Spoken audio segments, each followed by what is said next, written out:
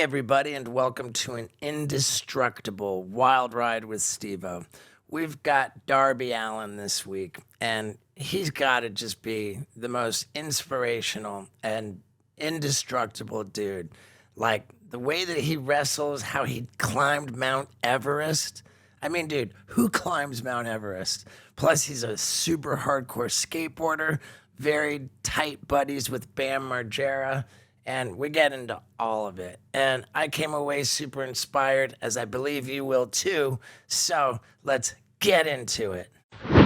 Ladies and gentlemen, people of the universe, I bring to you a shockingly physical stuntman, skateboarder, professional wrestler, Darby Allin. Howdy. Yeah, dude. Man, I gotta say that, we were just trying to film a stunt with you on top of a ladder, which was on top of the hot tub with like some haggard sheets of plywood like propped up against the hot tub. You're trying to like grind down the whole ladder and as we were doing that, I'm thinking there's really not a lot of other people that I would like be comfortable like that I would let do this, you know?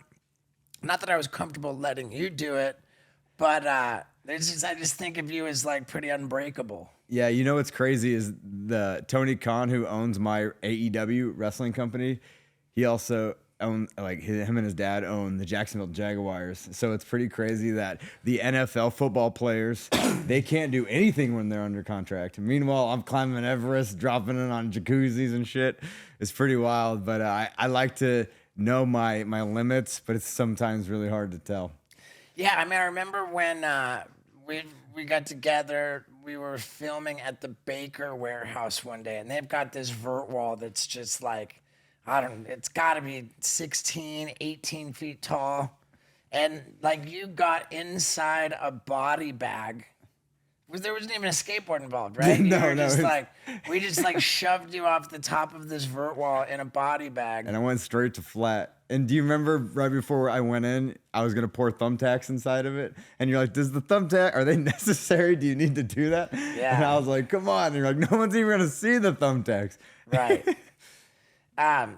So what did you use that footage for? Anything like? Yeah, that we aired that on AEW.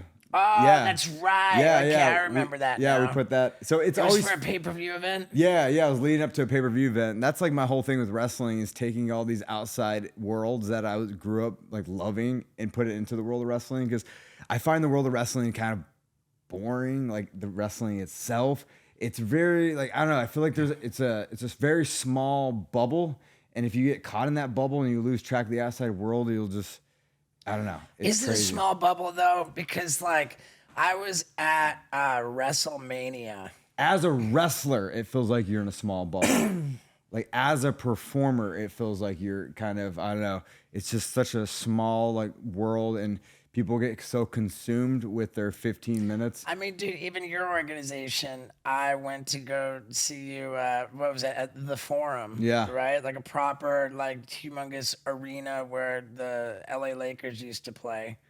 And you guys had the Forum. Like, do you guys just sell out arenas all the time? Yeah, we actually, AEW, it's crazy because we've only been in business for 6 years, and we hold the all-time attendance record for a live wrestling event at Wembley Stadium. It was like over 81,000 people. So wow. For us to do that in 6 years as a company, that's what's really cool about being part of AEW is I was there since like its inception. So I was there from the day one. So to watch this place grow and help build it is like, it's such a rewarding feeling. How old are you now? 32. 32. And I mean, dude, like what you do with your body is like disturbing to me. And I'm like reasonably close to that, you know, like I get like, we're like, oh, you know, with the way the wrestling, with all the flying acrobatics, even like looking at Logan Paul, what he does, I'm like, oof, you know, like I really understand how hard that is on the body. I suppose everybody does, but. No, it's no joke. I feel like a lot of people really don't truly understand how damaging wrestling is to the body, you know, and then it's like its own thing. There's nothing else like it in the world. It's literally its own thing. You think about like Broadway theater and everything, but here you're just getting destroyed. Sure. So you're constantly having to recreate yourself and reinvent yourself every week, because there's no off season with wrestling. What do you mean by recreate and? So you got to stay, since there's no off season, you got to stay relevant every week. You got to kind of keep that viewers and everybody not getting burnt out on you and everything. Because since there is no off season, it's not like, okay, cool. Like, because so much people, the fans can turn on and be like, dude, we're so over this guy. He's like, so I don't know. To me, a lot of it, there's a lot that goes into it mentally. Yeah. I mean, I suppose so. I mean, I just know that, like, how physically gnarly it is. What is your surgery count? Surprisingly, I've only had 2 surgeries my whole life. Okay, and what were they for? So I broke my foot skateboarding because before I was doing wrestling, I was trying to go to film school and I dropped out, but I was just trying to do like the skateboarding thing, and I broke my foot right when I moved to Arizona, dropping on this huge ass sculpture. And then last year, I actually broke my foot 2 weeks before I was supposed to climb Mount Everest in a match. And it happened in the first minute of the match. Broke my foot, wrestled for another like 13, 15 minutes on the broken foot. And so surprisingly, not as much as one would think. So funny that like 45 minutes ago, you were like, I could keep doing this ladder drop, but like I almost just broke my foot. Like, that's your go-to, huh? Is breaking your foot? Yeah. No, I broke my foot twice. That's the only surgeries I've had is on my foot. And wait, actually, I take that back. So I got hit with a shovel. Someone swung a shovel and broke my elbow back in 2017, and I had to get a metal plate put in my elbow. So that's before AEW. Yeah, that's when we were wrestling literally for nothing. I would do 10-hour drives, and they wouldn't even pay us. They would give us a gift card to an Italian restaurant and all. So we were literally, it's a long, dude, wrestling. Like, you got to love it if you're going to really get into it. Yeah. Yeah, because I was like homeless in my car living in Atlanta for a while because I knew Atlanta at the time was like a good place for a young aspiring wrestler. So I was like, yeah, so it's like a whole thing. It was amazing though. That's where I met Jake the Snake, I feel like, and he brought me over to DDP's place. So you've been to DDP's? I've been to DDP's nice. place. Yeah. I did DDP yoga at his house, and at the time, I want to say that he was surfing in Costa Rica or something. Okay, so Dallas wasn't there? Dallas is not home, but we were in his house with Jake the Snake doing his yoga program. Jake's awesome. I love Jake. Yeah. And how was it that you and I met? I'm trying to remember. Like, someone introduced us, or? I think I just hit you up. I think I just sent you a message asking if you wanted to skate. Sick. I literally think that was it. Nice. Yeah, so it was very, I was like, dude, I'm going to be in LA. Let's skate. Because I knew you were down there and everything. That was like 2020, yeah. That was the body bag day. Yeah, that was the first time we met, is for the body bag day. Yeah. Well, dude, that's rad, man. You're super tight with Bam. Yeah. How'd you meet Bam? So I drove, Brandon Novak kind of put us in touch. I drove down, and then Brandon said, yo, you stay at the castle and everything. So I met up, Bam was just there. And that was like 2019. Oof. Yeah, it's like when he was like going through it. And then just to fast forward now, so whenever I hang out with him now, I'm supposed to see him in 2 weeks. We're gonna go to a My Chemical Romance concert. Nice, so, My Chem. yeah. But yeah, he's doing amazing. It's like it seems like he's really doing well. Yeah, he stayed at my house right before I left to Everest, and he's literally, it felt like we were two 12-year-olds. We'd wake up, skate all day, go to bed kind of early, wake up, skate all day, go to bed. It was super fun, like really productive. Yeah, just like all about skating. Like we gotta go out there. We gotta go. So it was cool to be around that energy. That was like you were with him, and I was like sending you messages for him, like using you as an intermediary. yeah. So weird because like I lost touch with him, like lost contact, but we're cool with each other, but we communicate through intermediaries at times. Yeah. Like, when's the last time you saw him then? Man, I haven't seen him, I don't think, since I had him on tour with me that one time. Oh shit! So that was a while ago. Yeah. But I know like perfectly well that there's no like bad blood at this point. Like he's cool with me, I'm cool with him. He's doing his thing. Yeah, I'm he was doing gonna my thing. come to. I filmed Shark Week this year, and he was gonna come to Shark Week with me. Yeah. It would have been fun. That was a pain in the ass trying to because I set the all-time highest altitude kickflip. When you climb Mount Everest. Yeah, it was at Camp 2. It was a Is little. that recognized by Guinness? No, so I didn't know with Guinness you have to pay them before you do the thing. Like set it up with them. I don't know about pay them, but they want to have like one of their representatives there on site when it happens. Ain't nobody gonna go to Camp 2 from Guinness to go to that. So, but the thing is, we had the elevation watch that my Sherpa had. He had this elevation watch so you could tell how high you were, and then so I was like, that's kind of like the proof I need it. So Right. it's not, Guinness doesn't count it as the world record, but I know that ain't Right, I've got all kinds of beef with Guinness, dude. How many world records did I need to set for them to snub year after year? Yeah, so I set the highest elevation kickflip, and then I brought my skateboard to the bottom of the ocean. I tried to set the lowest kickflip, and there's 15 sharks swimming around my head. Oh, wow. So was, that was the Shark Week bit. yeah, it was so fucking hard. I couldn't even describe how hard it was to do a kickflip at the bottom of the ocean. Did you practice in a swimming pool or anything? No, literally, no. I just brought it up to the bottom. What made you think you could do a kickflip underwater? I have no idea. Because I thought at the time, like, oh, dude, I did this on Mount Everest. It's going to be chill underwater. I thought because I thought it would float up. I strapped on a piece of a life suit, the life jacket. Yeah, okay, so if it's coming up because it's buoyant, Yeah, and you just clip it on the one side. That's what I thought. I was like, damn, but I couldn't even. I was like, do I pay attention to the kickflip or do I pay attention to all the sharks swimming around my head? I mean, don't worry about the sharks; they're fine. Yeah, no, but when you're down there flailing around and shit. So no kickflip? No, dude, it was such a pain in the ass. Was there like a plan B, like backups? No, I did a finger flip.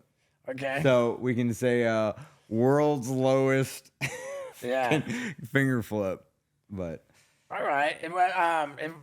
Like that's not a whole episode of Shark Week. Like what, were you on the whole episode or just one little? no, we did. It's like a piece that we did at the end of this one episode. It was called "Caught Sharks," attack or some shit. So it was like me doing a whole bit at the end of it, like for the end of the episode. It was fun. Yeah, So- I remember you reached out to me asking like what was my experience with Shark Week, and aside from the fact that there was a terrible shark attack like that happened with us and Poopies. You know what's funny is the network sent me like examples of stuff previous Shark Week episodes. So they sent me when he did the jump, but they edited out when he got bit. And they're like, hey, you could do something like that. And I'm like, you act like I don't know what happened at the end of that. Right. They just said it was funny. I was like, dude, I've seen that. I know what happens. But they edited when they sent it to me. They edited out right when. I mean, dude, like there's. And I was like, I know he got bit. Dude, it was bad. It was funny how they were trying to act like I haven't seen that before. Like, It was was bad. funny. To their credit, like they showed it. Mm-hmm. I remember like even in the moment, like when they were rushing him to the beach, I was like, you guys have to show. They're like, dude, Shark Week's over. We're gonna be like shut down. Oh my god, we can't believe this happened. Like, and I was like, no, dude. Like the only way forward is to show that. Make sure. Because if you don't show that, then he got bit by a shark for nothing. Like Yeah. let him Absolutely. let him get his glory for that. Absolutely. And he did. So props to them. And I went around reaching out to some people involved that like had access to raw footage and like got the raw footage to got it to Poopies and helped him put together a really Yeah. definitive video showing way more than Discovery would have been willing to. And like that is like in the millions of views on Poopies' channel. I felt good about that. Yeah. No. He's stoked. Yeah, I remember watching that, and that came out before the fourth movie, right? Shark Week. That Shark Week episode. Shark Week came out. I'm not sure. Maybe in conjunction. Yeah. Close. Well, it's a something good maybe. introduction to the world. Yeah, it had to have been a little sooner than Yeah. it came out. But yeah, crazy Shark Week, man. That was a gnarly experience. and then Everest. So you were talking about climbing Mount Everest. Yeah. Did you warm up to it with other summits? Admittedly, that was a bit of a rhetorical question because nobody goes to Mount Everest without preparation. And for that matter, I don't recommend mounting anything without preparation. And that's why I'm happy this episode is brought to you by BlueChew. It's the chewable tablet that helps men have better sex. You know, it's preparing to mount. And I like to do that. Plus, you can try it for an entire month for free. All you pay is $5 for shipping if you go to BlueChew.com and use the promo code STEVO. If you feel like you could use some help in the bedroom, then I strongly recommend it. So, one more time, go to BlueChew.com and use the promo code STEVO to get an entire month's supply completely for free. All you pay is $5 for shipping. Now let's get back to it. Okay, so here's the thing. I went with a company called Adventure Consultants. I don't know if you know anything about Mount Everest, like the history. You know that book, Into Thin Air? I don't. The only thing I know about Mount Everest is that when you're going up, you go by all kinds of human remains because it's so gnarly. There's nothing you can do, but all kinds of people die. There's nothing you can do. If you're with somebody and they die, you can't carry them back down. So right? here's the thing is in 1996, there's this crazy storm and a lot of people died on the mountain. And it was with a company called Adventure Consultants. And that's the company I wanted to go with. And my Sherpa, Dorji, actually climbed Mount Everest 24 times. And he was on that mountain in 96 when everyone died. So I was like, dude, I need to go with someone who's fucking experiences shit. So right when I called them, I had a FaceTime meeting with them because they're like, hey, we don't want no random people because a lot of people just wing it. They go up there and have no, training whatsoever. In certain countries, if you climb Mount Everest, you get a government promotion at your government job. So you get some people up there just winging it. And then some people don't make it and they just Photoshop themselves on the summit and then they get fired and shit. But it's crazy because that's a lot of people who die up there. They just wing it because they just want the promotion for their job. It's crazy. It's like a whole thing. But so you saw these kinds of human remains? Oh, yeah, a lot. And did you photograph yourself with crazy human remains? No. Why not? Because I He's like, I learned from Logan Paul not to do that. No. I'll get to that part. So the thing is, I literally I had a FaceTime with the Venture Consultants, and I told them, yo, if I go up there, I want you guys to feel like I belong on that mountain. I don't want to be like one of these motherfuckers that just waste everybody's time and stuff. So they put me through a lot of mountains to go through as training, like Lobuche, which is in Nepal, Aconcagua, which is in Mendoza. When you say they put you through it, they just said, hey, go to this one and go summit it, come back down. So they had this whole crazy regimen. I put so much work into that. And then, like I said, last year, 2 weeks before I was supposed to leave, I broke my foot in a match. And I was like, fuck. It was the worst feeling. How did you break your foot in the match? Jumped off the top rope with a front flip, and then I over-rotated, so I landed my foot first, and then all my weight went on, and I was like, I couldn't concentrate on the match. I kept thinking, oh man, Mount Everest is done. And at the time, I was like, dude, I'm not going to be able to do this next year. Yeah, I'm trying to remember. There was were you on TMZ about that? Yeah. With the Mount Everest just in general, right? Yeah. Did they cover that you had done succeeded in climbing it, or they covered that you broke your foot? Everything. Epic. Yeah, everything. Epic. So then I broke my foot, and then I was lucky enough with AEW, and that goes back to the wrestling thing. With AEW as a company, you have so much creative freedom in your personal life that no other company will let you climb Mount Everest. No other company will let you go skate with Tony Hawk because it's a liability. You can't be like, oh, this guy's gonna get hurt and he's not gonna be able to perform. But here they're like, Darby, go do whatever. We trust that you have your head on where you know when to call it. If something's too sketchy, you know when to call it. And I always toe that line. But that's why I was like, man, so this is the backstory of why I wanted to climb Mount Everest in the first place, is I feel like you get on this, wheel, this hamster wheel, And it's always going. You're living your life for somebody else. Oh, I got to be, the top guy in wrestling, or I got to be relevant. I got to do this. I got to do that. I got to do this. And it never fucking ends. And you find out you're living your life for somebody else. And I literally don't want to look in the mirror one of these days at the end of the 15-minute ride and I get chewed up and spit out and I'm left with nothing, because a lot of people don't focus on their mental health when it comes to like any industry for that matter. They're so like, oh, I got to do this. I got to do that. And I'm like, dude, I want to live my life the way I want to live my life. And I felt like Mount Everest, because wrestling, for example, it's predetermined. You know who's going to win.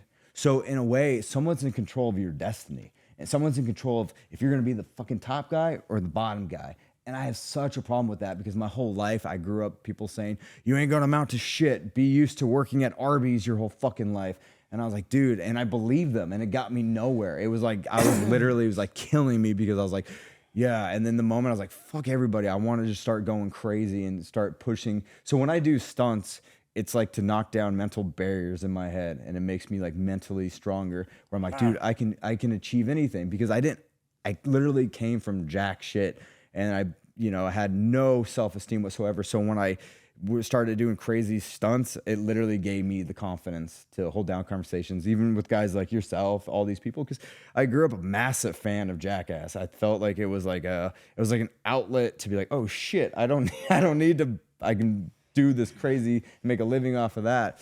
So I wanted to bring that kind of shenanigans into the world of wrestling. Because like I said earlier, you've done a good job of that. Well, like I said earlier, when I say the small bubble in wrestling, and you're like, it's not a small bubble. I get that it's not a small bubble, but when I talk about, I want to bring these outside influences into the world. Yeah, I mean, I wonder, like, it's certainly not a small bubble in the sense of how many fans there are. No, but as a competitor, I feel like you get so consumed that I'm like, the first time I brought a skateboard to TV, everyone's like, holy fuck, there's never been a skateboarder wrestler. Well, right. So when you say a small bubble, what you mean, if I'm correct, is that there's like,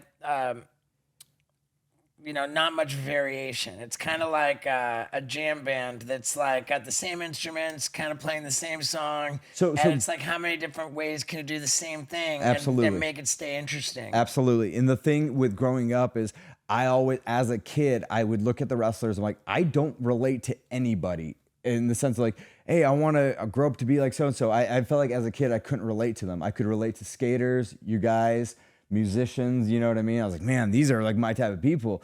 Like wrestling, I just never, as a kid, I never could relate to anybody. I was like, I don't want to, like there's no one I wanted to grow up to be like. They never spoke to me as a person. So that's what like my whole MO in wrestling is, to bring all these outside influences that I grew up being like, dude, this is what made me me. I want to bring it and inspire people. So you're saying that you weren't like a big fan of wrestling as a kid? I was a massive fan of wrestling, but if I wanted to be like said wrestler, like I felt like I could never relate to them whenever I would watch interviews or whatever. I felt like it was never a group of guys that I would hang out with, if that makes sense. I felt like I would want to just do like crazy stunts and, The evolution of wrestling. I mean, when we're saying like it's, the same thing, and like yes, in one sense it is like, a lot of like kind of the same stuff, but on the other hand, the evolution of it, it's become just so much more high-flying acrobatics. No, absolutely. Than it was. I mean, like, and if you think about like Olympic sports, like on the platform diving, the diving tower goes up to 10 meters. They're doing the same dives that they've been doing for like 100 years. Like, they haven't really been adding new dives. It's still the back 1.5 with 3.5 twists. It's still the back 3.5. It's still, like they've maxed out with like running. Like, maybe they're gonna like beat their score and set a record by like a decimal of like fraction of a, but like we've really kind of reached the full potential. Like we know what the human capability is. But then, like, if you look at skateboarding, like... Dude, skateboarding is night and day difference than it was even 10 years ago. Let me tell you about the mother of all night and day differences in my life. There's before I discovered my Tushy bidet and after. It's night and day, man. And I cannot believe that I spent the majority of my life just wiping with dry toilet paper, just mushing poop into my butthole when I could have been cleaning it effectively and satisfyingly. I mean, dude, I can't say it enough. This is my favorite sponsor that there's ever been of the Wild Ride podcast because I love my Tushy bidets so much. They're on every single toilet in my house, every single one. And I can't recommend them enough. Plus, you can get 10% off your first order of a bidet at hellotushy.com if you use the promo code STEVO10. Again, it's the greatest thing ever. Night and day. You're going to love it so much. So get that 10% off your first order at hellotushy.com with the promo code STEVO10. And let's get back to it. Sure. At times. And I would say wrestling too, man. Like yeah. You know what's weird about wrestling though, and this is something that a lot of people don't think about, was when you're known as the guy who does all these like flips and everything like that. A lot of them fail sometimes to think about the character, so they're just doing the moves. So the fans don't fall in love with the character; they just rely on this guy. Oh, there's the guy that does the moves. But what happens since, like I said, there's no off season? Twice a week for us every week. So what happens when you can't do your crazy 6:30? You know, the fans just be like, oh, this guy's useless. And that's where like early on, I was like, man, I need to have a cool like vibe with the character because I don't want to be relied on for the moves like at all. So, you know, it's crazy. It does definitely evolve and we're always pushing the limits every week. Even last year, I don't know if you saw the video where I climbed on this like 15-foot ladder and jumped through glass. Have you ever seen that video? You might have. I wouldn't be surprised if I did. Yeah. But it sounds like I need a refresher. Yeah, I gotta. You got my phone real quick? Yeah. Let me show them real quick. Now, here's the problem is that I think a lot of your stuff, even if it's like televised AEW wrestling, if I put it in the YouTube version of this, like,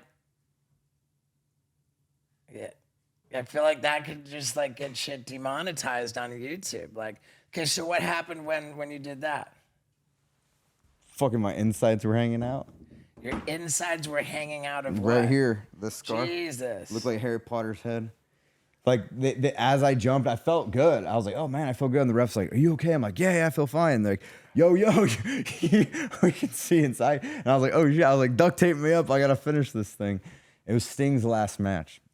You remember that? You know that wrestler Sting? I remember, like I was with Sting in the in the dressing room. It was the most random group. We had Sting, Rick Rubin, Ric Flair, and me. Yeah, and you. It was the most random group backstage. It was funny. Dude, you're like tight with Rick Rubin. How cool is that? Yeah, well, the thing is, like it says, like I was saying earlier, you're on this 15-minute ride. And if you don't focus on your mental health, it's just going to spit you out and leave you with nothing. And I looked at a guy like Rick Rubin, for example, and I said, man, you're so like level-headed and you're so grounded, but you've done everything pretty much there is to do in music. What do you credit that for? And he says, TM meditation. And I was like, TM meditation? I was like, okay, cool. Can you put me through the course? So he put me through the course. And where'd you go to the course? There's multiple places as part of the David Lynch Foundation. Yeah. So there's places all around the country, and we're lucky enough because I live in Atlanta. I mean, there's many ways to learn TM without the David Lynch Foundation. Yes, absolutely. But I just went through the David Lynch Foundation. Right, There's a school in Atlanta. But the big thing about it is it's not something you can learn on YouTube. And if you do, it's like the wrong way. Like there's like a whole ceremony and a whole thing that goes into it. And I'm like, damn, like I'm obsessed with it because I don't want to be that fucking guy who all of a sudden just changes and he doesn't know he's changing. He's got a big head, he's got an ego, and you don't even know it anymore. And you're like, fuck. And you're just like, you look in the mirror, like, I don't know who I am anymore. I want to leave the same person as I came in. And that's where I said, that's a profound thought, man. but that's the thing with Mount Everest is there's no, since I said with wrestling, it's already predetermined. There's no fucking helicopter that can bring you to the top of the mountain. You can jump out, take a nice little photo and say you climbed. You got to scratch and claw for that shit. And that's why I wanted to do it so bad. I wanted to remind myself exactly like what I'm capable of. Even though I do all this crazy shit, I wanted to do something that was next level life and death. So when I went through Adventure Consultants and I said, yo, like I want to do this and I want you guys to believe I can do that. I don't want to step foot on that mountain until you feel like I'm actually ready. So put the work in and then it was fucking showtime. How disciplined are you with your meditation practice? Oh, I'm very disciplined. And then I asked you earlier, the Wim Hof breathing. So that breathing is game changing. You know, he tried to climb Mount Everest in just his shorts with shoes.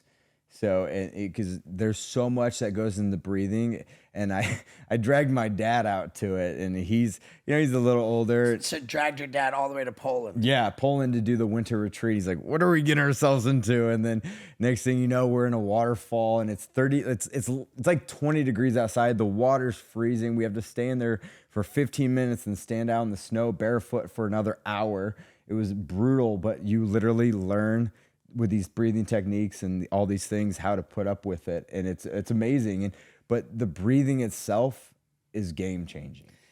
Like people who go and do this Wim Hof stuff, like there's got to have just been fatalities, right? Like, so here's the problem is a lot of people assume you do it in the water. You don't do the breathing in the water. You do the breathing like before or after the water. Because sometimes if you do the breathing in the water, you're going to pass out. Because the breathing sometimes it makes you so lightheaded. It's like hyperventilating. Yeah. But the thing is, a lot of people just fail to kind of really listen to the instructions. There's, you do the breathing with the water. It doesn't work like that. So that's when a lot of people. Well, right, but just like the crazy like cold exposure that you're describing, like 30 minutes in like it's like that's like life threatening, no?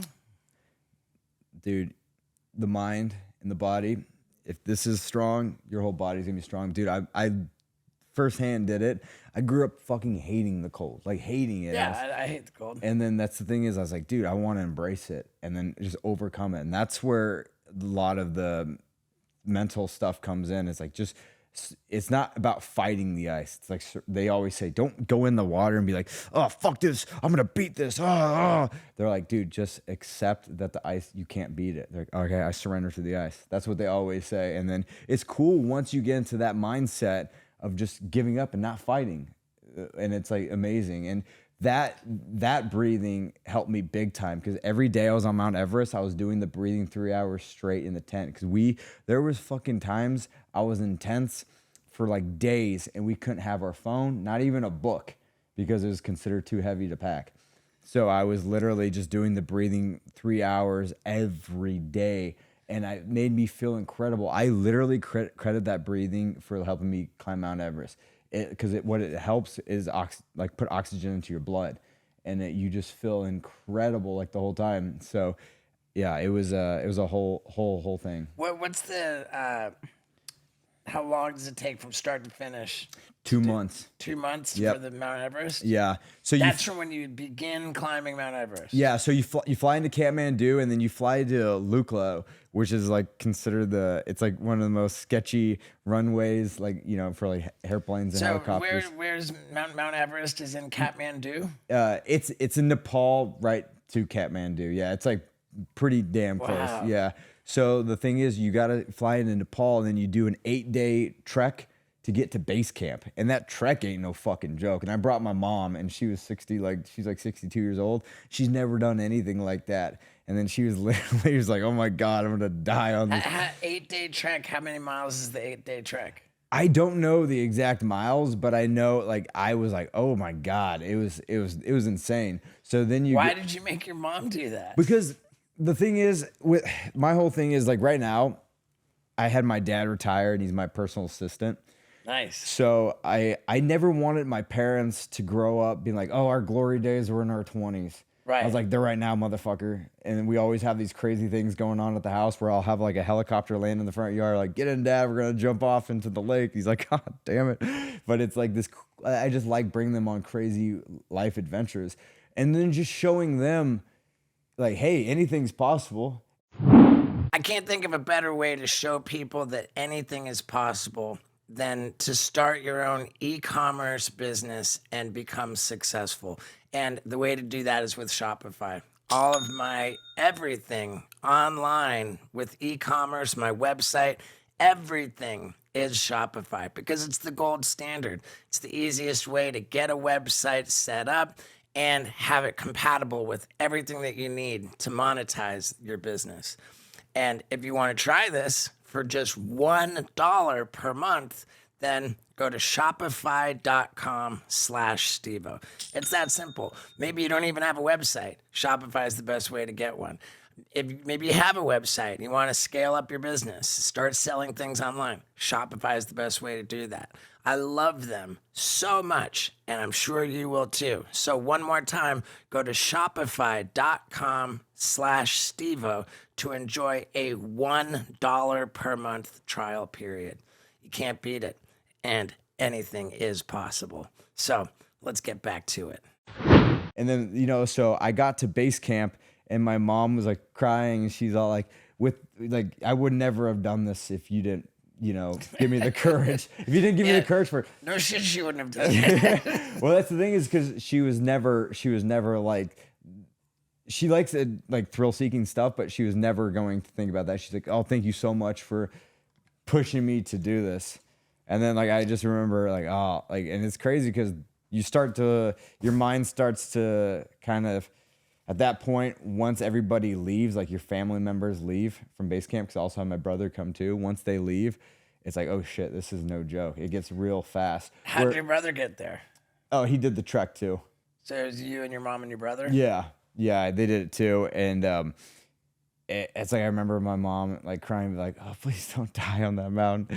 And I was like, "Damn, I can't." Like, what's the ratio of people who die? It's like not negligible, right? Like. It's so, what's like 1 in 100 people have to die. Essentially. But like what? What percentage of people die trying to climb Mount Everest?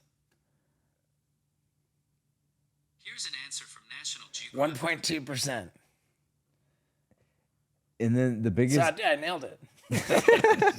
the biggest thing with it is I feel the unpredictability with, say, avalanches and random stuff like that. It's pretty solid fucking 1%. Like all you have to be is more like durable, more badass, like more like determined, more persistent, like more healthy than not like then. That's where the meditation and everything comes in handy. Because essentially, you have to start, so you're at base camp. And then you got to go through the ice fall, which is considered the most deadliest part of Everest. And that's even before you get to Camp 1. And that's the ice fall is, it's because the ice starts to shift in the middle of the day. And that's when these big glaciers fall on people. And they straight up, like, hey, you guys want these trackers on you when you go through the ice fall in case you get crushed by ice? I was like, no, I'll be dead at that point. Like, I don't want no tracker to find my corpse. Like, but and then that's a tracker, meaning like here's an air tag, yes, so that they can locate your body. Yeah, and like pull it out. And I was like, dude, when I'm no, it's not. I was like, I don't need. You don't want your family to be able to like have your body. No, it don't matter at that point.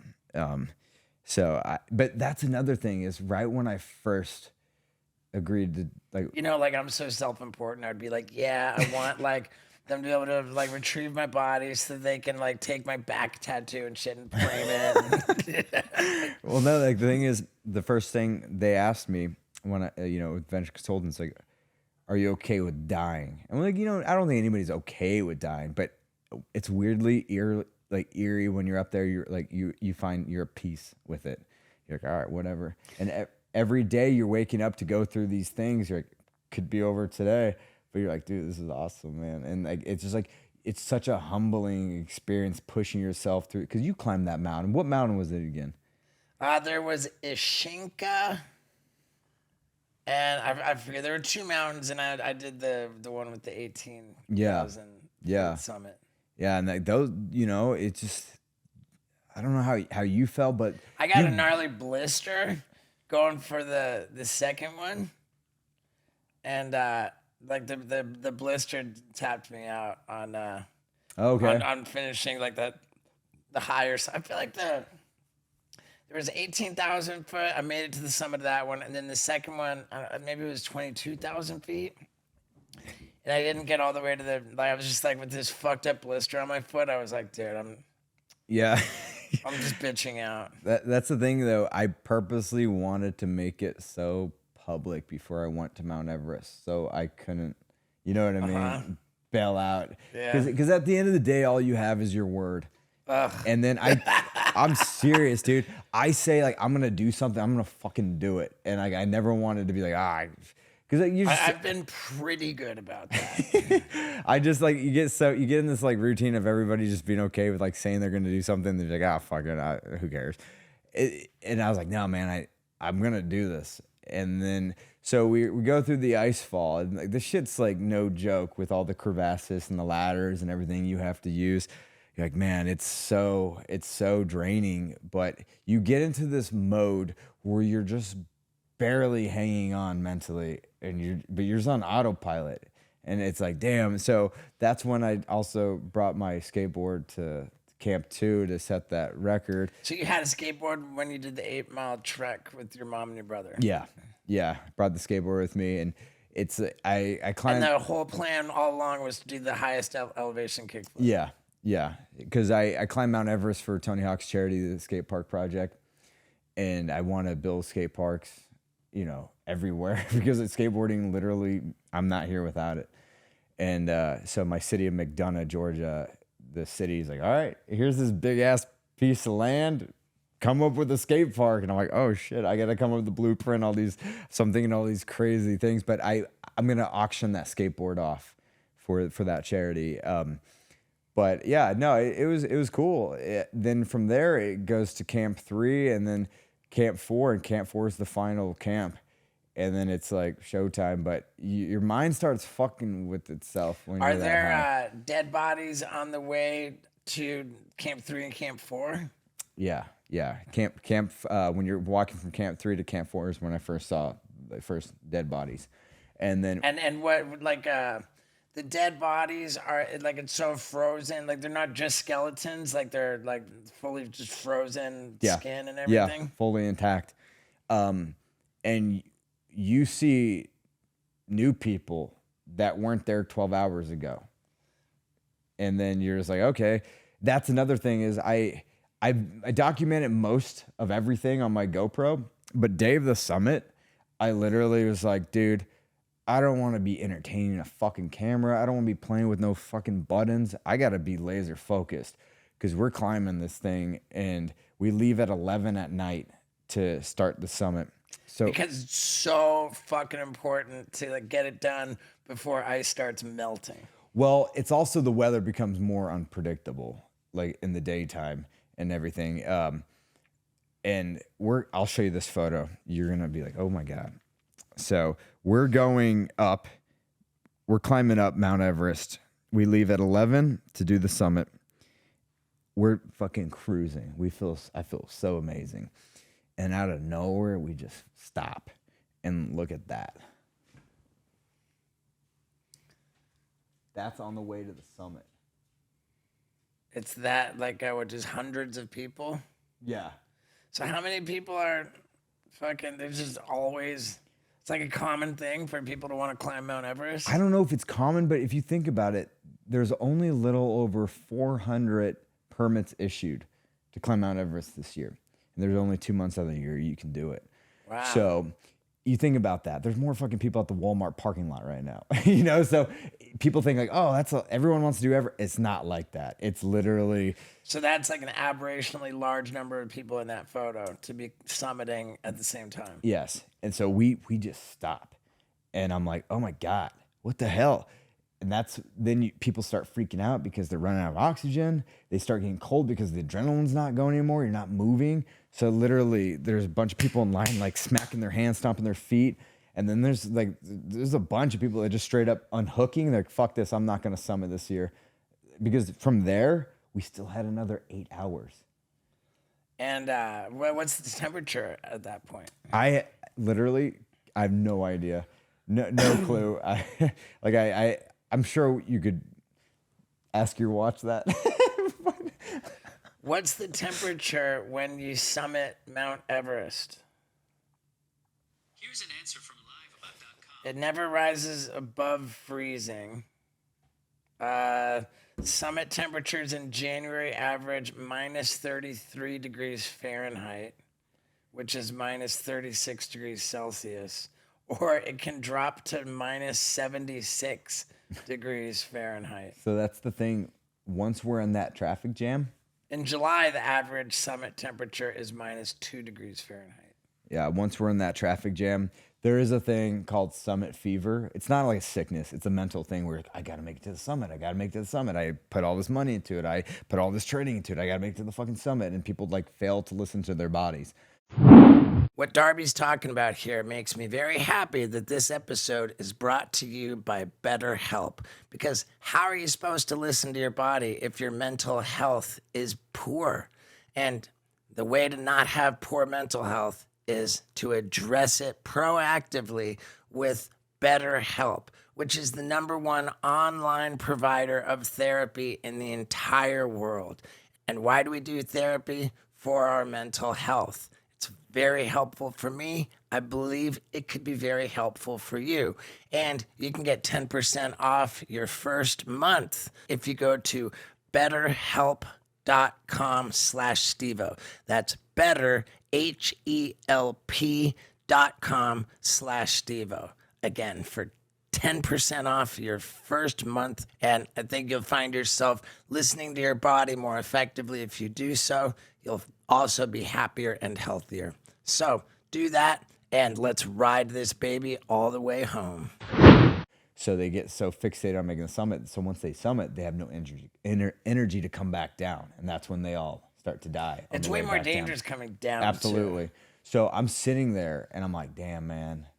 I started getting all panicked, thinking, am I going to be able to summit this year? I made this so public. I got to do this, blah, blah, blah.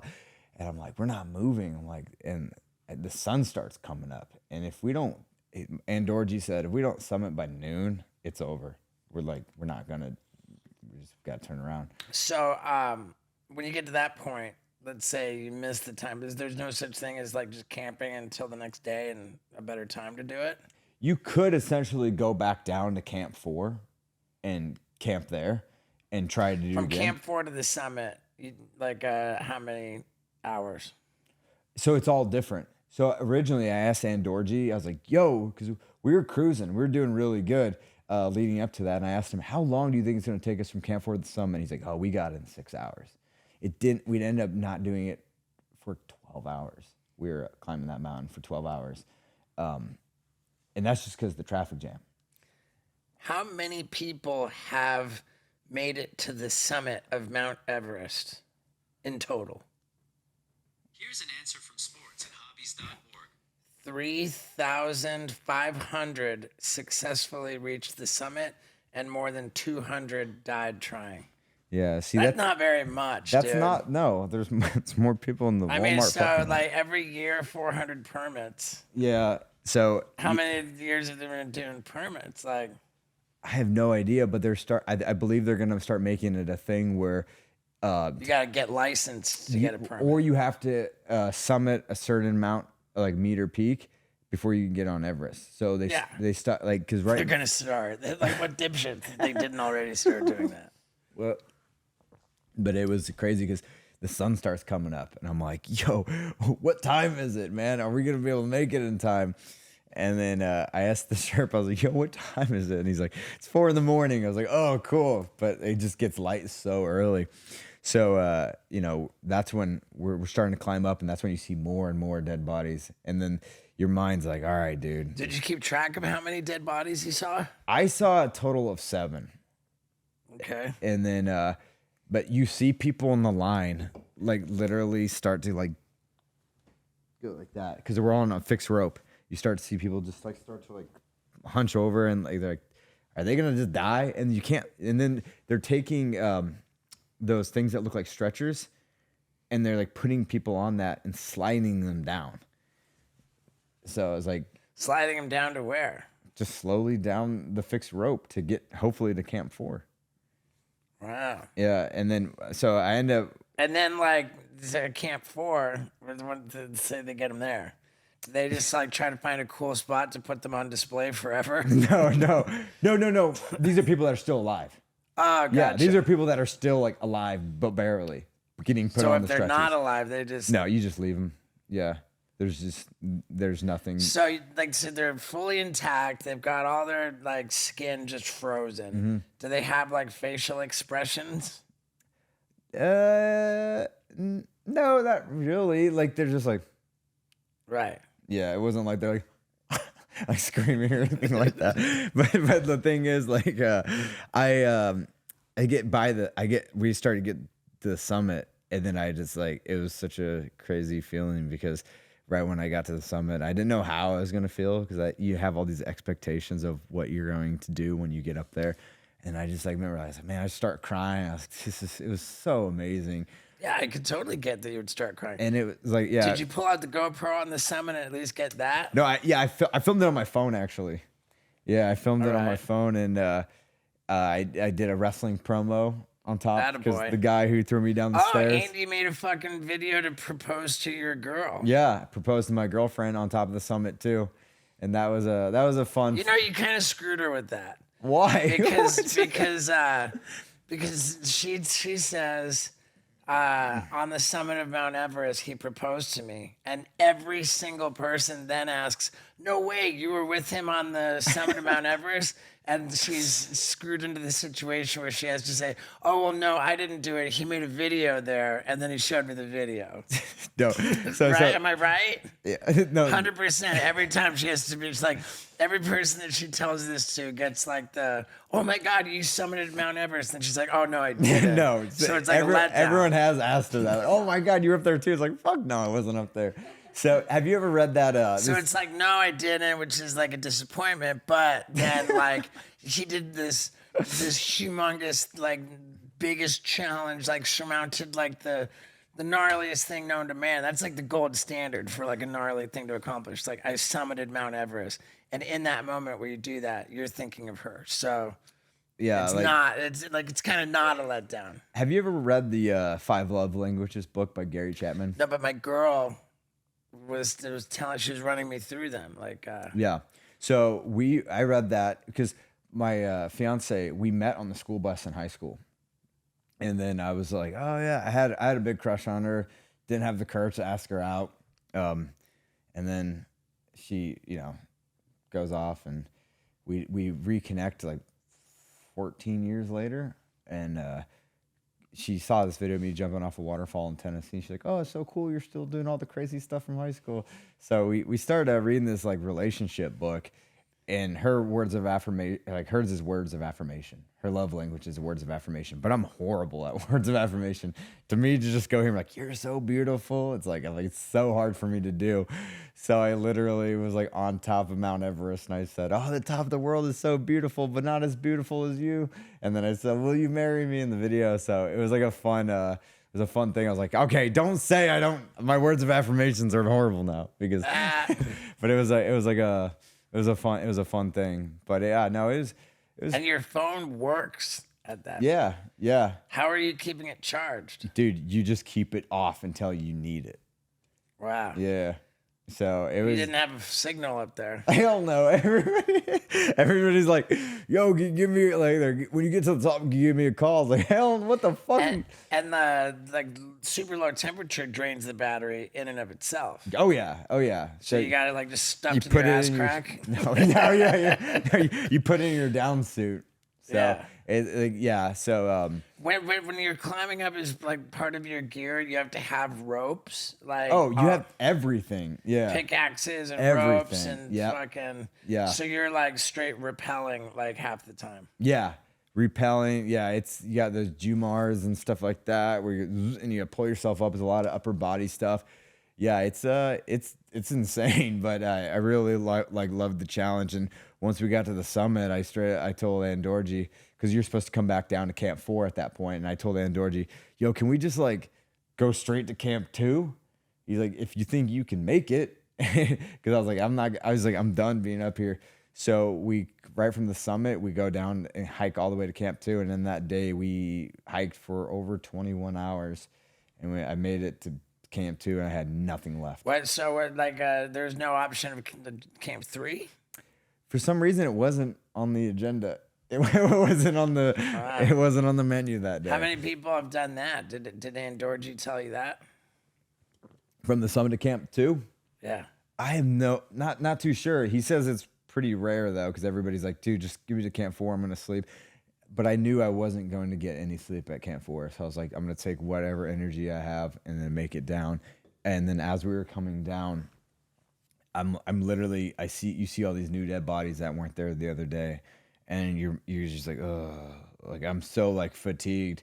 And I wonder if a total of 200 people have died trying, then there can't be that many new bodies appearing all the time. There was 2 new bodies this year when I went up, and then the next day when I was coming back down, because we did this all in less than 24 hours. And then when you're coming back down, that's when I saw 2 new bodies, and I was like, well, he wasn't here yesterday. And but I remember coming down, I just was like, oh my God, I think I might have pushed it too hard. And I was like, I told Andorji, like, I need to take a break. And I'm not talking for 30 minutes. I mean, I put my face and hands in the snow and just was like, because I was still wearing my down suit. And at this point, the sun's coming off of the snow and it's like reflecting, it's burning. You're cooking alive in that down suit. And I was like, ugh. So I remember I tried to take it down, like take it off. And then I was just like, dude, I was like, fuck. And then I got to Camp 2 and I just passed out in my tent, but I forgot that the top zippers were not fully zipped. Woke up the next day and the socks that I summed it with, since they're kind of sweaty, they're stuck to my feet. And I was like, oh my God. Frozen to your feet? Yeah, frozen, stuck to my feet. And then I had to sit in front of a heater for over an hour, like a little Who's got a heater? It's a propane thingy, like they bring that up there for the food, because there's a food tent at Camp 2. So I was like, oh man, I just gotta. I didn't want to tell any, like at that point I was like, dude, I just need to make it through the ice fall and make it to base camp, because and that's at the very end is the ice fall, like it says, the deadliest part. So after all that, you still got to make it through essentially the deadliest part. And I was like, dude, I was like, I can't die. I just proposed to, and did all this stuff, but it was crazy, because then we got down to the base camp, man, and it was an incredible feeling. So and then incredible. You got the 8-day trek to get out. Yeah. So you did with your mom and your brother 8-day trek to the first base camp, and then they turn around and do another 8 days to get out without you. My mom and my brother did. So they're just hiking for 16 days. Yeah, they were long gone when I actually made it to the summit. They were long gone because I had to sit at base camp for weeks, and then You said it was a 2-month proposition from start to finish, but you took off 5 months from AEW. Yeah, because last time I was going to do it, like I said, 2 weeks before I left, I broke my foot, and I was like, dude, I can't risk it again this year. I was like, I don't want to have another freak accident, because I was like, I can't. So I was like 5 months off, and then got to training hard and doing all my stuff. How scary was it to take that long of a break from wrestling? Dude, do you feel like when you come back after 5 months, like you're going to be like, oh, dude, do they remember me? Like, am I going to like... That's the thing. That's the thing I was talking about earlier, is so many people never want to give up their spot because they're going to feel like the fans they'll become irrelevant. I don't give a fuck. Take my spot. I do not give a shit. I told Tony Khan, like the owner of AEW, I said before I went up there, I was like, dude, I don't need a championship. I don't need shit. I'm already. I mean, you had a championship, right? You were the champion. I was. I told him, I was like, I don't need a fucking championship. I'm already winning in life. Like, this is there's nothing that compares to this. The fact that you let me do Mount Everest in what essentially is like my peak fitness, whatever, 32 years old, I feel incredible, because there's a lot of people that want to do Mount Everest, but their careers, they just can't never find the time off. So when I was like, dude, I don't give a fuck if I'm gone I was like, I don't care.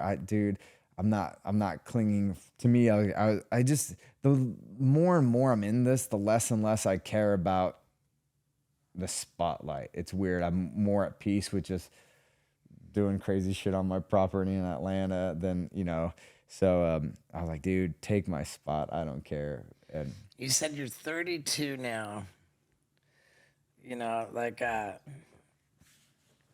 Life can be long. I got sober when I was 32.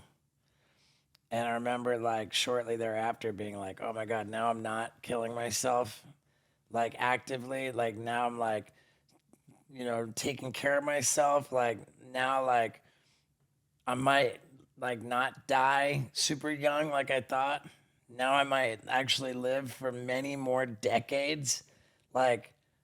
How am I going to support myself for what could be a long life? And I got super scared and wanted to be really good with money and really savvy with business and set myself up for way later. yeah. So, but you also, you probably, when did the comedy come in?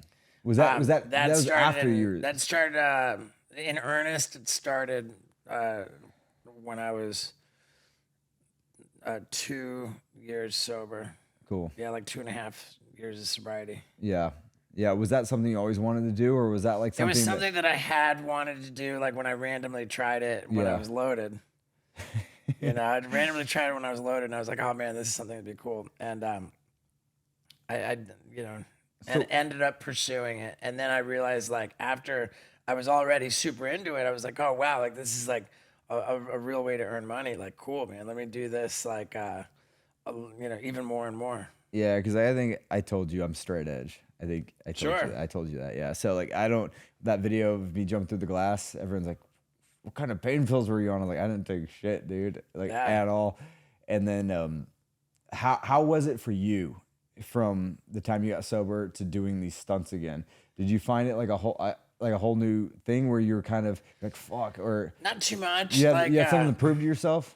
I wanted to prove the sobriety didn't turn me into a pussy, for sure. I had a big thing about that. And overall, I just don't know that I ever really did stunts and stuff because I was wasted. Just for you actually love. I did it because I'm an attention whore. yeah. Plain and simple. Yeah. So I was a sober attention whore. Yeah. I felt that's with me is, I just needed to do stunts to prove something to myself, to give me confidence, just to, do stuff in the outside world. But it's weird, man. Like I said earlier, I feel like the more and more I'm in this, whatever fame thing is, the less and less I care about it. It's weird. For me, I just feel like, damn, dude, I was like, it's such a, I don't know. And that's where I think it goes back to the whole Rick Rubin thing is he doesn't, that dude's epic. Yeah, he's just kind of doing his thing, and he so I was supposed to meet up with him in Italy in the next couple weeks. So you do meditation twice a day, super disciplined? Yeah, I do it. I do that, and I love to do the breathing too. And then there's so much things that I do, but yeah, I definitely I do it you do it on airplanes, you do it in Ubers, you do it wherever, so. It's really I don't know, dude. I felt it just keeps you grounded, and that's the biggest thing. I like I said earlier, I never wanted to be the guy where you get so egotistical where you're believing your character on TV that you portray to be. You're and all of a sudden you're dude, I don't know who I am anymore, and you're playing this character in your real fucking life. I don't want to be like that. So with the wrestling, I try to be who I am on TV as much to who I am in real life. So I'm kind of never running into that problem because all I am is a psychotic skateboarder. Yeah, right. So do you have a wedding date? I think I do. It's like next.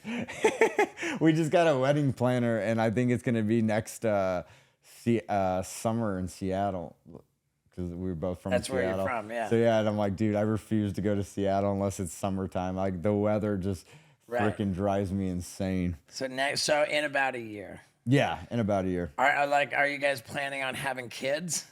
I don't even. Yeah, I would imagine, but it's just like because you never I wanted kids. super don't want to have kids. Yeah, and that was always.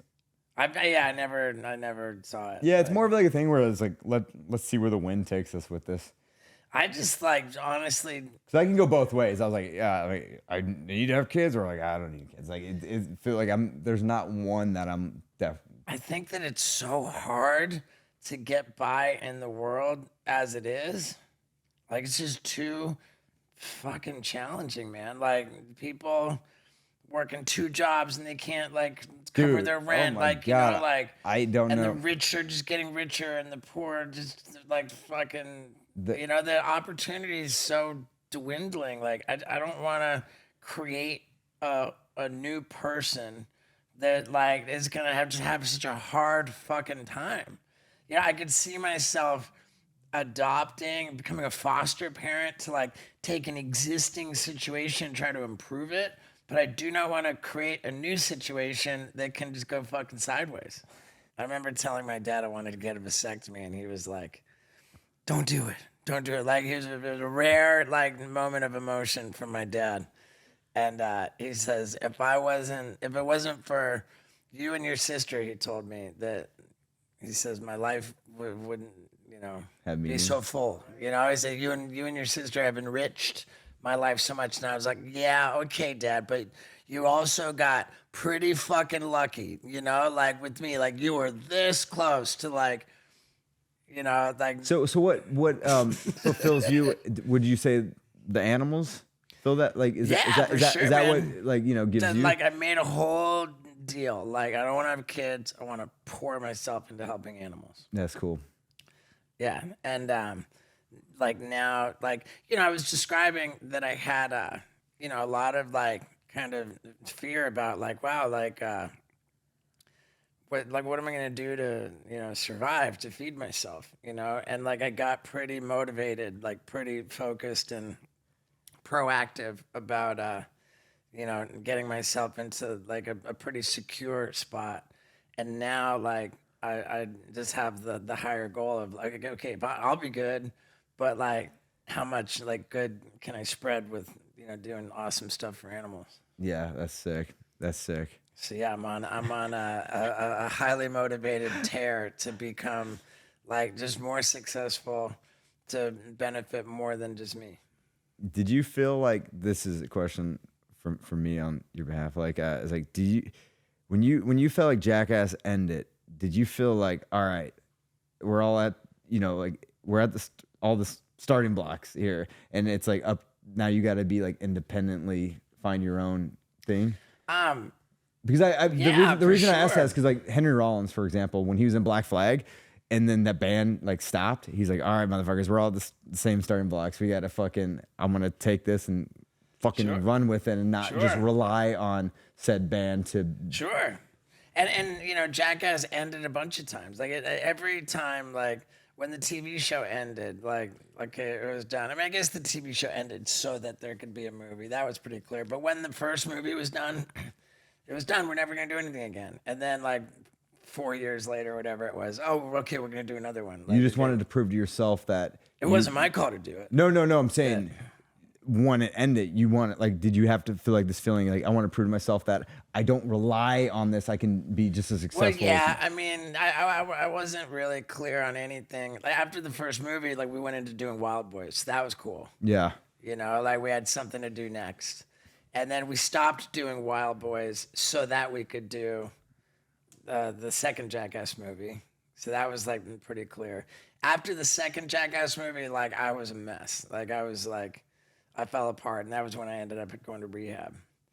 And so I didn't know what was going on when I first got sober. But then like oh okay, we're gonna do a third Jackass movie. Like when I was new in sobriety, and then it was like all right, now when when Jackass ends this time, it feels like it's really, really ending.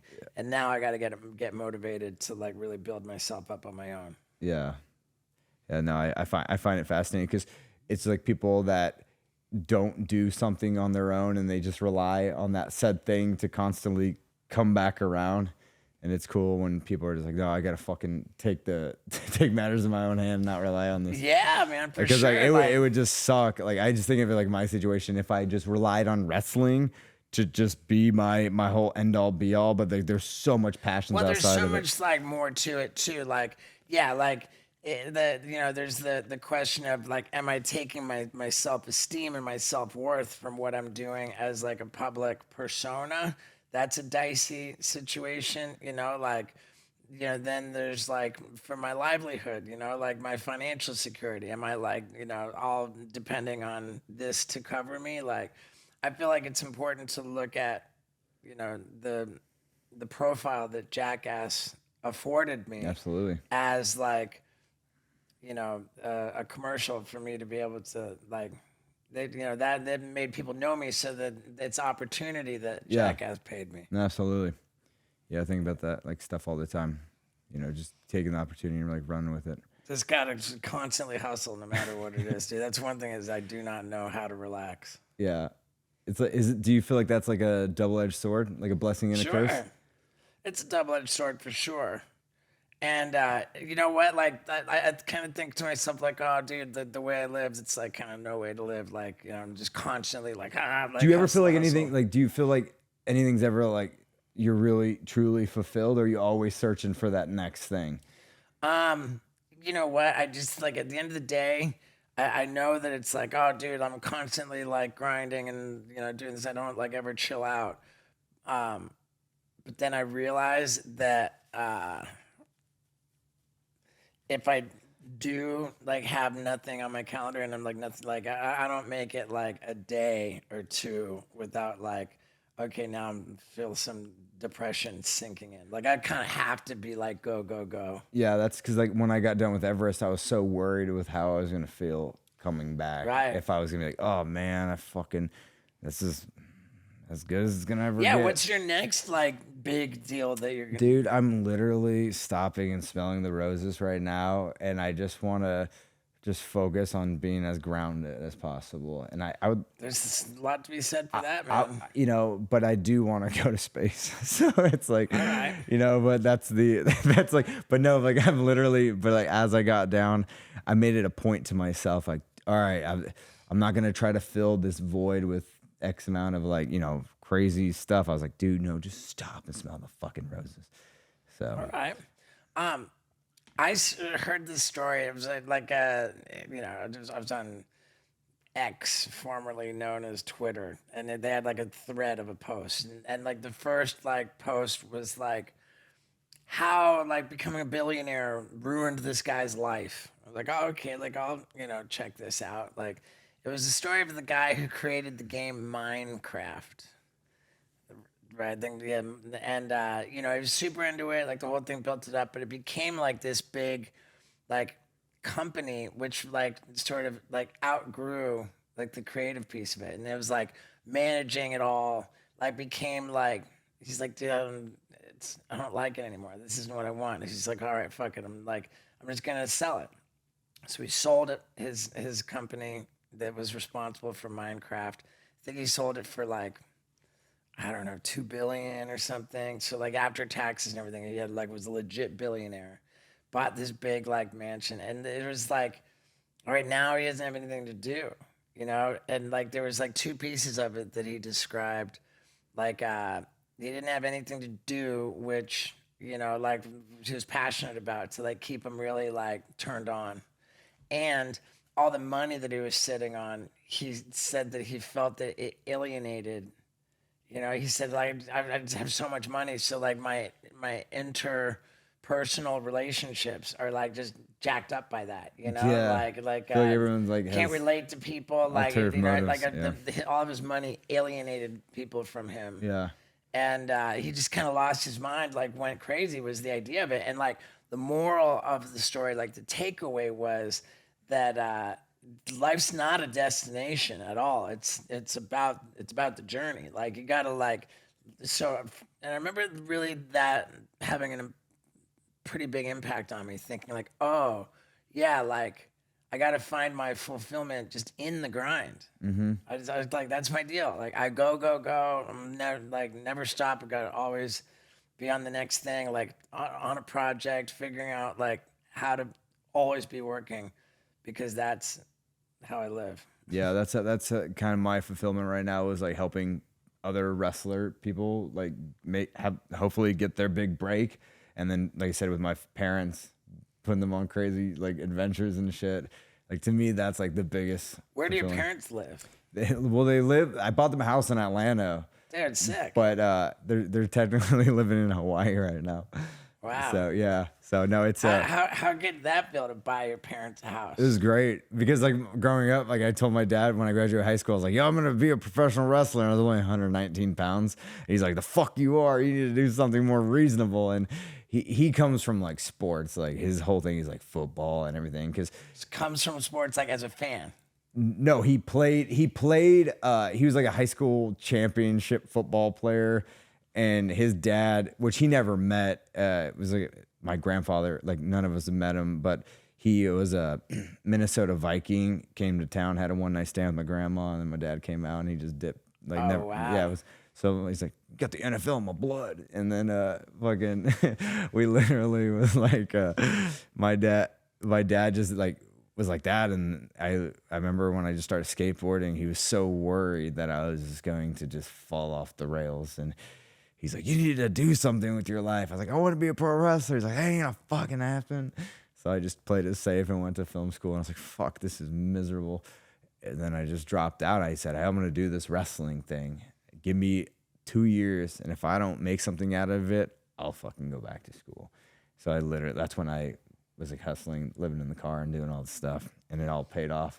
But yeah, no, it's cool. Like now, How did you get the role on AEW?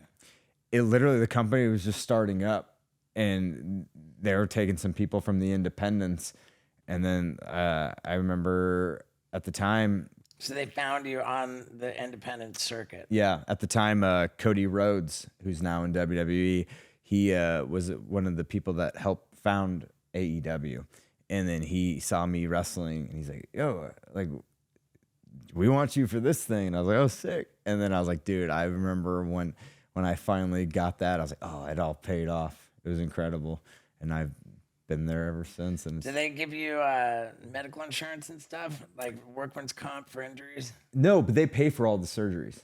Oh, okay. So if you fucking get fucked up, on the wrestling show, they'll pay for all the surgery. So yeah, it's great. It's a great deal, and they really definitely take care of you. And they're always, especially Tony Khan, he's always like, "Dude, you guys need anything? You all good?"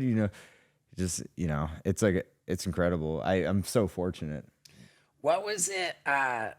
Maybe this is a loaded question, but with Hulk Hogan passing away, like in the wrestling community, is it like, oh, like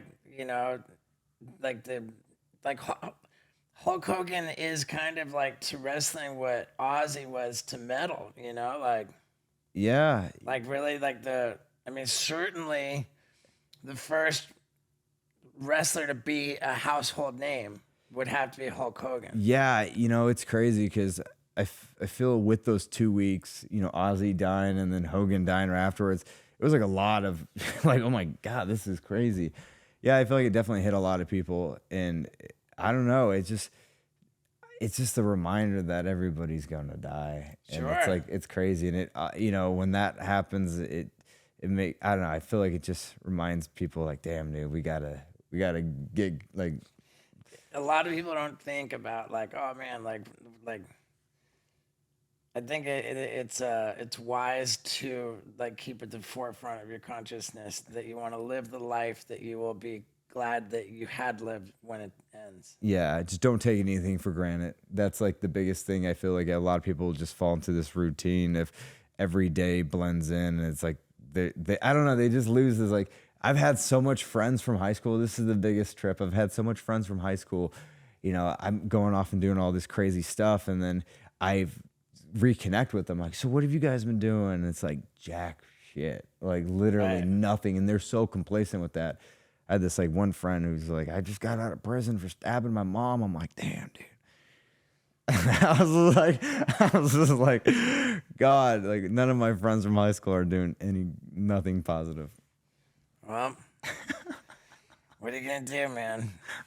So you're back from Mount Everest. How long have you been back in the wrestling since Mount Everest? Right now it's been 4 weeks.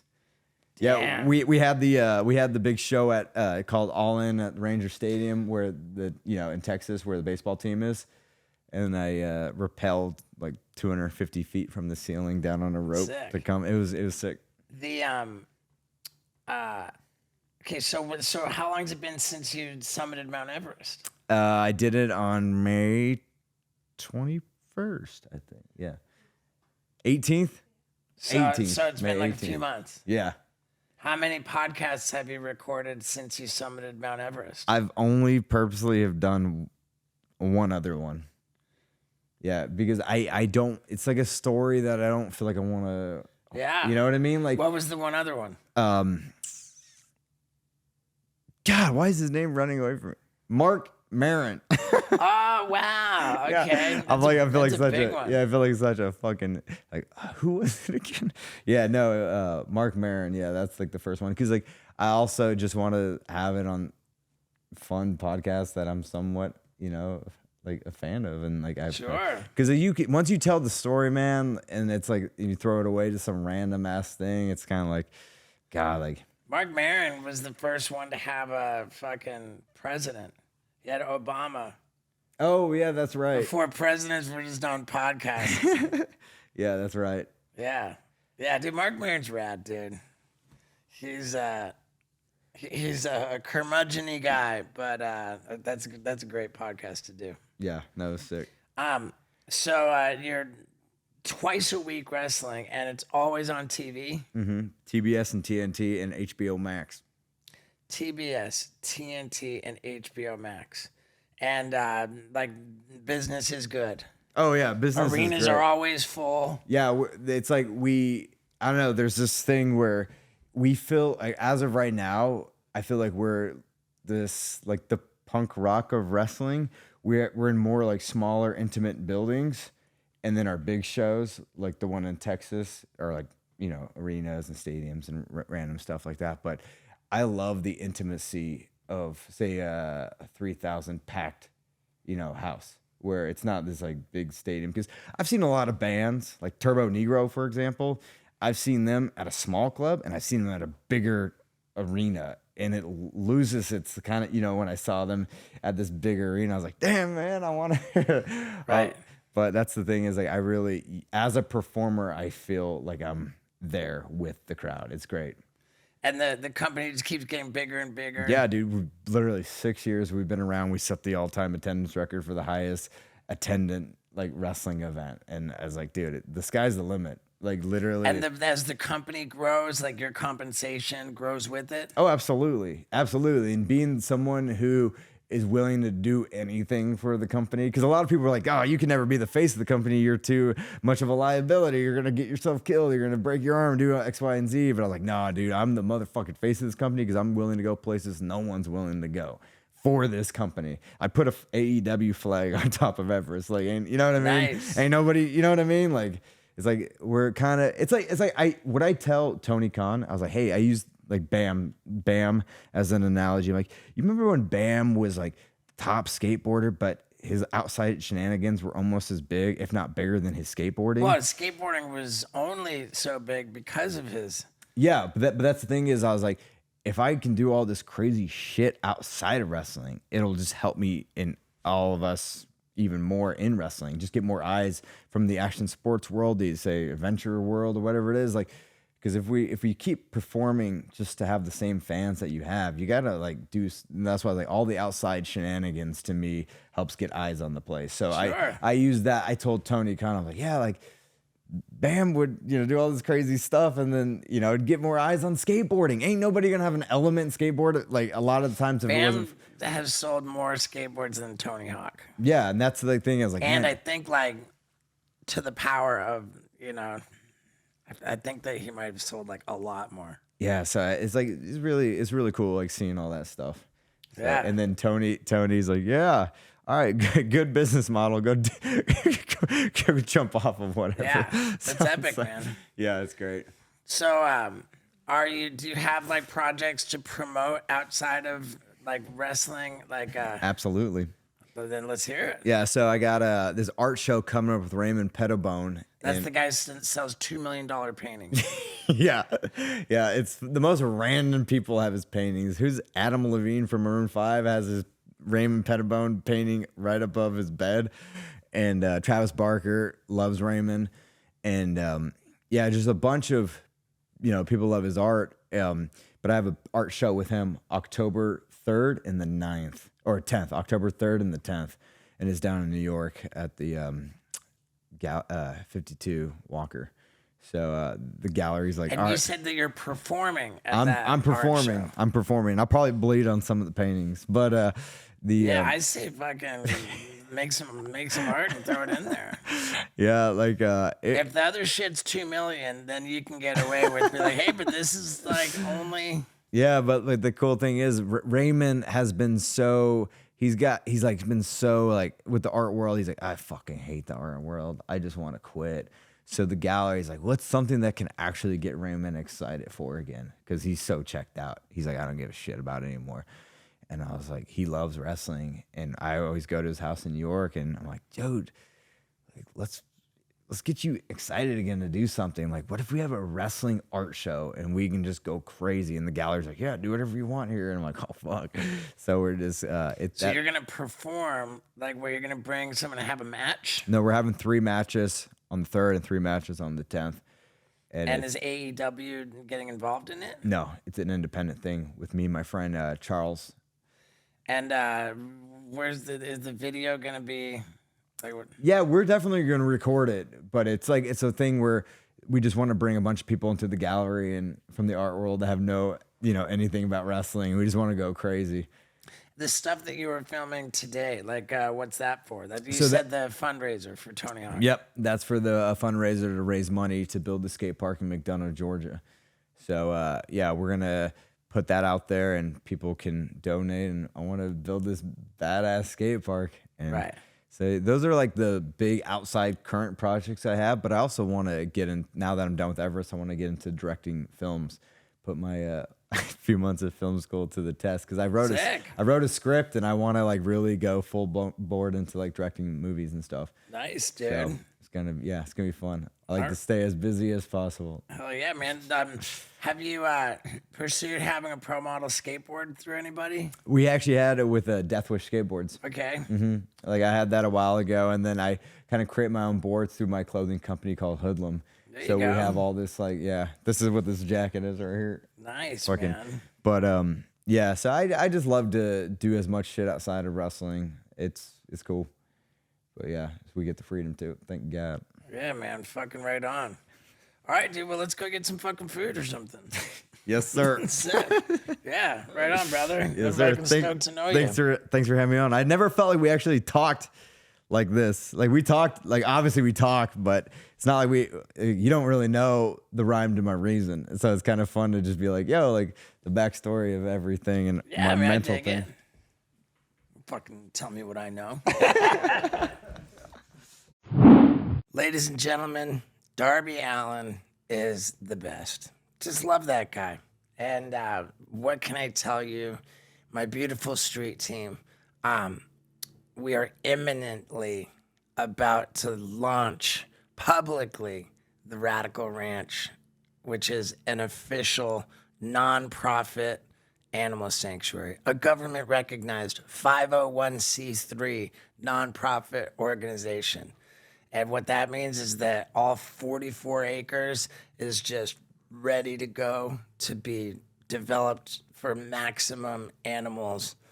I wonder how big we can go. I do. I'm very excited about it.